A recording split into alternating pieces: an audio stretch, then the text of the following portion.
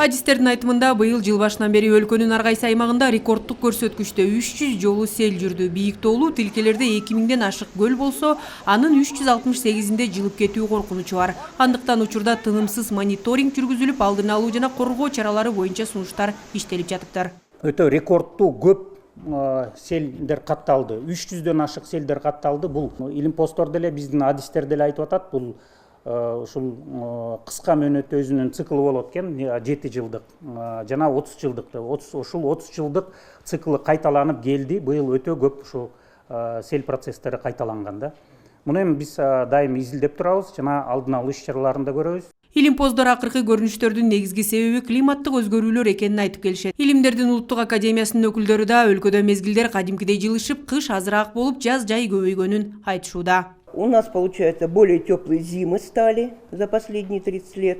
Акыркы 30 жылда марттын температурасы абдан өзгөрүп, жылуу болуп калды. Мурда өзгөчө бийиктоолуу аймактарда март дээрлик кыш айы деп эсептелсе, азыр бардык жерде эле жаз айына айланды. Температуранын жылдык өзгөрүшү дарыянын агымына таасирин тийгизет. Мезгилибиз алмашты, кыш аз, жаз жай көбүрөөк болуп калды.